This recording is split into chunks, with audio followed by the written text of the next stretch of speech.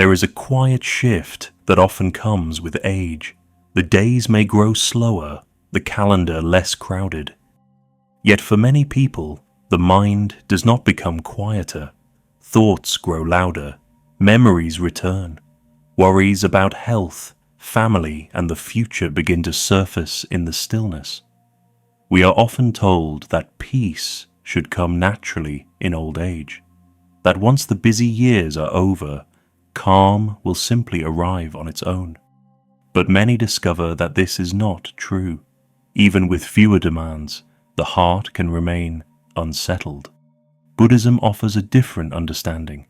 Peace is not a reward for surviving life, and it is not something dependent on perfect health, harmonious relationships, or ideal circumstances. Peace is a way of relating to whatever life brings. It grows through wisdom, acceptance, and compassion, especially toward ourselves. In this reflection, we will explore 7 gentle Buddhist lessons that help the heart soften with age. There is no force here, no fixing, no pressure to change who you are. Peaceful old age is not about escaping life. It's about learning how to meet it. Lesson 1. Letting go of what no longer serves you. As the years pass, life quietly hands us many things to carry. Roles we once needed, expectations placed on us by others, old responsibilities, resentments, and even identities that helped us survive earlier chapters. Over time, these begin to feel heavier than they once did, not because we are weaker, but because we have outgrown them. In Buddhist wisdom, suffering does not come from life itself, but from attachment, the habit of holding on to what no longer fits the present moment. We cling to old stories about who we should be, what others owe us, or how life was supposed to unfold. This clinging creates restlessness in the heart, even when the outer world becomes quieter. Letting go in Buddhism is not loss. It is clarity. It is the recognition that some burdens were useful once, but are no longer needed. You are not asked to erase your past or deny your experiences. You are simply invited to loosen your grip on what continues to drain your peace. This might mean releasing the need to be understood by everyone, letting go of arguments that no longer matter, allowing certain expectations to fall away without explanation. Each release creates space, space for ease, for presence, for gentler days. You are not abandoning life by letting go. You are traveling lighter, and peace begins the moment you stop carrying what your heart no longer needs. Lesson 2. Making peace with the past. As life slows, the past often grows louder. Moments you once pushed aside return quietly, not as sharp pain, but as lingering if only thoughts. If only I had spoken differently. If only I had chosen another path. If only I had known then what I know now. In later life, regret can surface not because you failed, but because there is finally space to reflect. Buddhist wisdom teaches that the past cannot be corrected, only understood. When we replay old scenes with today's awareness, we forget the limits of who we were at the time.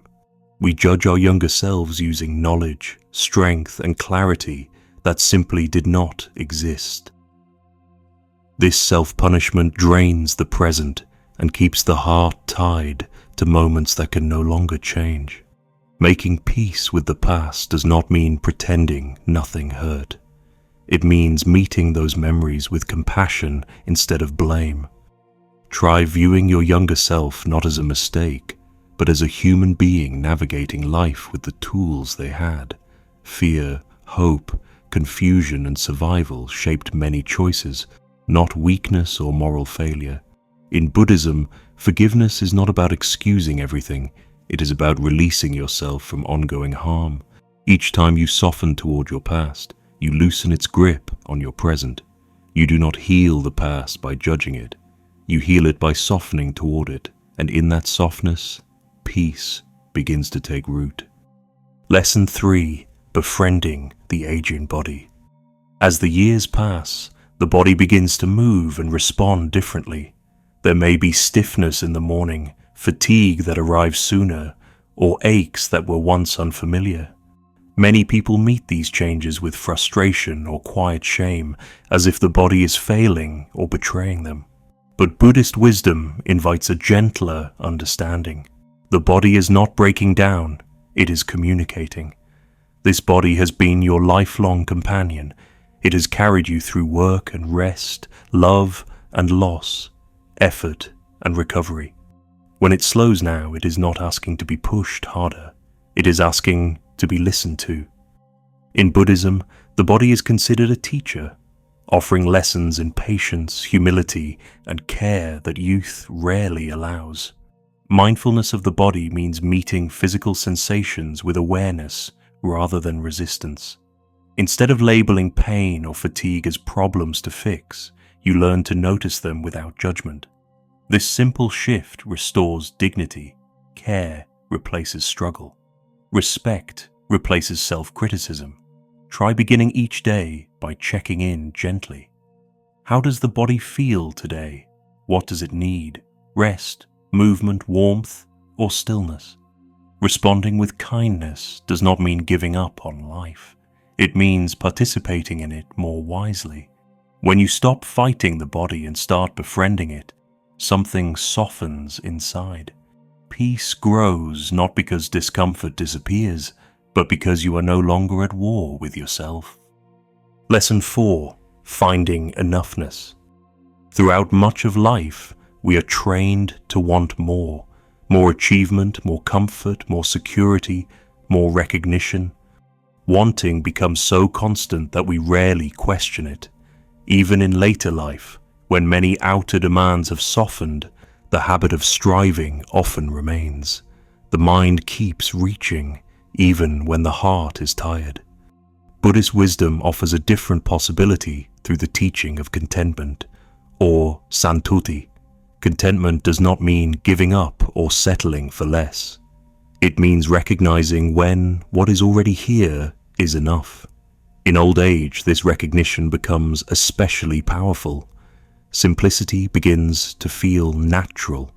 The joy of having enough replaces the exhaustion of always needing more. Contentment allows the nervous system to rest. When wanting quiets, comparison loses its grip. You no longer measure your life against what others have or what you once thought you needed. Instead, you meet the present moment as it is, sufficient, complete, and workable. A simple meal can feel nourishing. A quiet afternoon can feel full. Ordinary days regain their dignity. This shift is not forced. It unfolds gently when you stop asking life to provide constant upgrades. Notice the small satisfactions that are already present: warmth, shelter, a familiar routine, a moment of calm.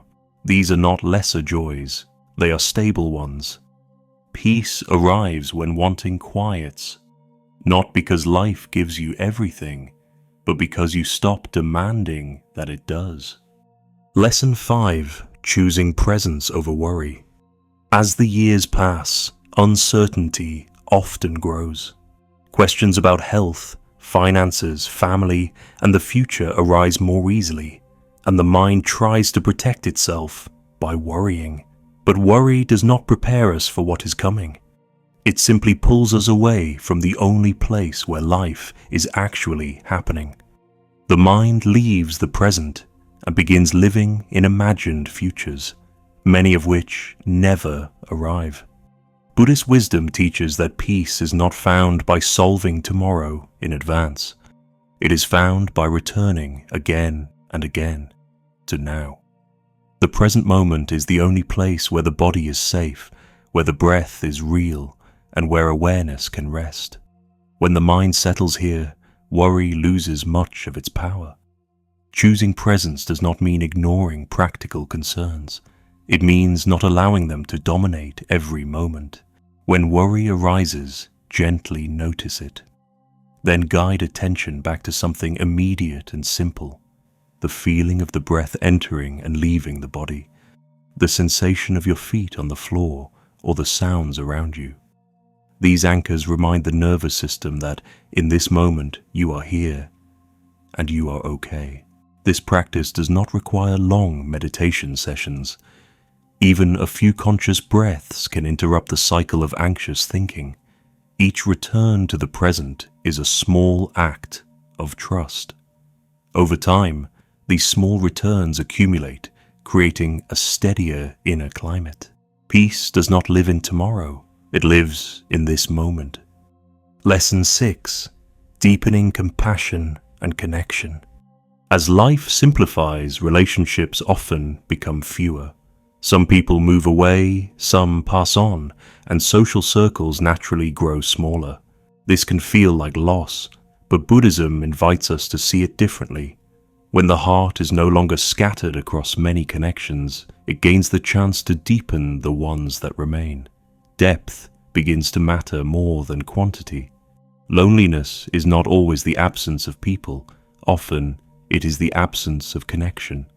Buddhist loving-kindness, or metta, teaches that warmth and care do not depend on constant social activity. They arise from an open heart. When you bring genuine presence to a conversation, listening fully, speaking gently, being there without distraction, connection naturally deepens. In this way, presence itself becomes love. Compassion also extends beyond familiar relationships. A kind word to a neighbor, a moment of patience with a stranger, or silent goodwill toward others are all expressions of shared humanity. Buddhism teaches that every being wishes to be safe and at ease. When we remember this, the sense of separation softens. Loving kindness is not only something we give outwardly, it includes ourselves.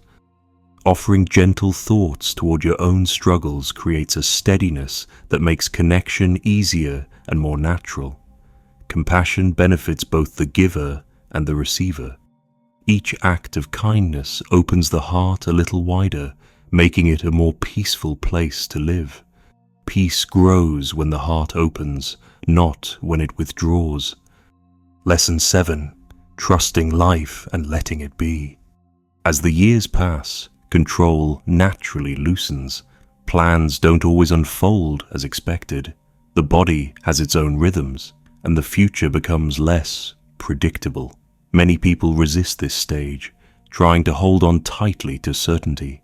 But Buddhism teaches that peace does not come from control, it comes from trust. Impermanence is not a problem to solve, it is the natural rhythm of life itself. Everything that arises also changes: health, circumstances, emotions, even identity. When we stop expecting life to remain stable, the heart begins to soften. Acceptance is not resignation. It is the willingness to meet each moment as it is, without constant resistance. Letting life be does not mean giving up care or responsibility. It means releasing the inner struggle against what cannot be fixed or predicted. When you surrender the need to manage every outcome, energy returns. Anxiety eases. The mind rests more easily in the present. Buddhist wisdom invites us to trust the unfolding rather than demand certainty from it. Trust grows quietly through experience, through noticing that even difficult moments pass, that the heart can endure change, and that peace often arrives when we stop forcing it. In later life, surrender becomes a form of strength. You no longer need to prove anything. You simply allow life to move as it will, responding with patience and openness. When you stop fighting life, life begins to carry you, gently, naturally, and with far less strain. A peaceful old age is not something you achieve at the end of life.